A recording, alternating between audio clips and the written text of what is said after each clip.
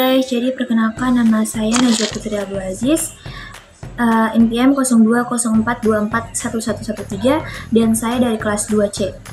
Jadi di video kali ini saya akan bahas soal arus kas atau cash flow yang sering banget jadi masalah di UMKM, khususnya kayak di kasus Bu Siti pemilik resto Sego Enak. Duit keluar cepat, masuknya lama. Duh, relatable banget gak sih? Yuk kita bongkar gimana cara manajer keuangan ngatasin ini semua, tentunya tanpa harus minjam ke bank. Oke baik, jadi yang pertama itu kita bahas tentang peran manajer keuangan di kasus ini. Jadi gini, sebagai manajer keuangan, tugas utama tuh bukan cuma nyatet pemasukan dan pengeluaran, tapi juga ngatur strategi biar bisnis gak tekor atau kehabisan cash. Di kasus Bu Siti, masalahnya adalah supplier minta bayar langsung atau cash, tapi pelanggannya bayarnya lambat. Nah, manajer keuangan harus yang pertama itu bikin cash flow plan, duit kapan masuk dan kapan keluarnya harus jelas. Yang kedua itu ada prioritas, bayar yang paling penting dulu, kayak supplier bahan pokok. Yang ketiga, coba ubah sistem, misalnya kasih inisiatif biar pelanggan yang bayar lebih cepat. Intinya harus jadi pengatur lalu lintas uang biar bisnis tetap jalan tanpa drama kehabisan dana. Kemudian pembahasan yang kedua, cara perbaiki likuiditas tanpa pinjam ke bank. Kadang kita mikir solusi paling gampang tuh minjam uang, tapi masih ada cara lain kok yang lebih aman dan sehat buat bisnis kecil kayak UMKM Bu Siti. Cara-caranya itu anti utang yang bisa dicoba. Yang pertama, diskon buat early payment. Kasih promo ke pelanggan yang mau bayar dari awal. Yang kedua, negosiasi sama supplier. Coba minta waktu lebih longgar, misalnya bayar H7 atau H4. Kemudian, kurangi stok berlebihan.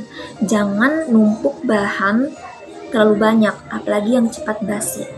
Kemudian, tambahkan penghasilan. Bisa coba buka pre-order, catering, atau menu bundling. Kemudian pantau arus kas mingguan, jadi bisa tahu kapan harus menahan pengeluaran.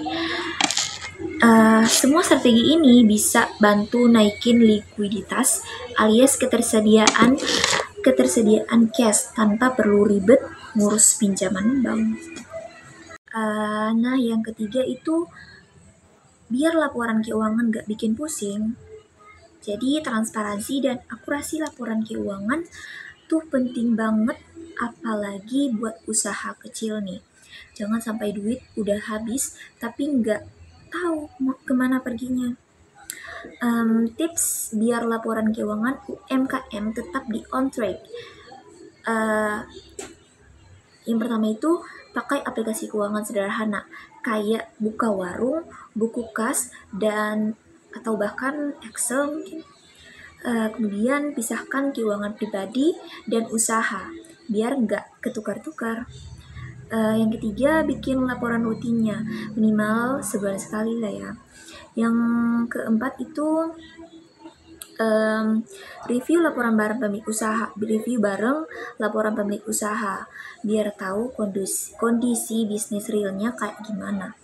Jadi kalau keuangan udah rapi dan jujur, bisnis tumbuh lebih cepat dan sehat. Gak ada tuh istilah, duh kok duitnya udah habis ya. Oke guys, jadi arus kas itu ibarat darahnya bisnis. Kalau ngalirnya gak lancar, bisnis bisa drop. Tapi kabar baiknya, semua ini tuh bisa diatur asal kita ngerti strateginya dan disiplin mengelola keuangan. Nah, jadi gitu ya guys, walaupun kita cuma UM kecil, bukan berarti nggak bisa ngatur keuangan yang nggak bisa ngatur keuangan kayak perusahaan besar. Justru makin kecil skalanya, makin penting manajemen arus kas yang rapi. Ibaratnya nih, kalau uang kita kayak air, jangan sampai bocor kemana-mana sebelum sampai tujuannya. Intinya, jangan nunggu bangkrut baru belajar ngatur duit. Mulai sekarang, catat, atur, dan rencanain. Uang tuh nggak bisa diajak bercanda. Tapi kalau kita ngerti caranya, pasti bisa bikin bisnis tetap kecil. Oke, terima kasih yang udah nonton, dan saya Najwa Putri Abdul Aziz. Pamit undur diri. Mohon maaf kalau ada kurangnya. Wassalamualaikum warahmatullahi wabarakatuh. Bye, sampai jumpa lagi.